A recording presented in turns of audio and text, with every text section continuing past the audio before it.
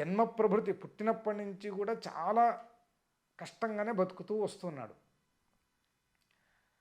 అతని దగ్గర అతని జీవితాన్ని గడపడానికి ఉన్నటువంటి ఏకైక ఆధారం అంటే ఒక ఆవు ఉంది.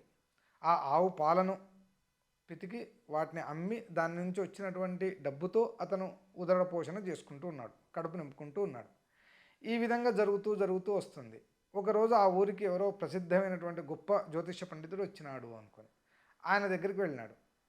గురుగారు, నా పరిస్థితి ఉంది, ఇట్లా ఉంది, నేను ఈ సమస్యల నుంచి నేను ఏ విధంగా బయటపడాలి అనుకొని అతని దగ్గరికి వచ్చినాడు. అంటే ఆయన చూసి, నాయన నీ జాతకంలో ఒక్క ఆవుతో మాత్రమే బతికే యోగం ఉంది, రెండో ఆవు అనేదాన్ని నువ్వు కొనేదానికి సాధ్యం కాదు.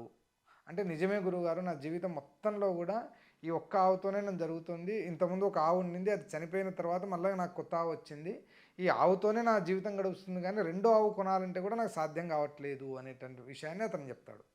అప్పుడు ఈ జ్యోతిష పండితుడు ఏం చెప్తాడంటే, నాయన అట్లయితే ఒక పని చేయి, ఈ ఆవును అమ్మేసి నీకున్న అప్పులన్నీ తీర్చుకో అంటాడు. అదేంటి స్వామి అంటే, నేను చెప్తున్నాను కదా నువ్వు చెయ్యి అంటాడు. ఈయన వెళ్ళి ఆ ఆవును అమ్మేసేసి తనకున్న అప్పులన్నీ తీర్చుకొని వస్తాడు. వచ్చేసరికి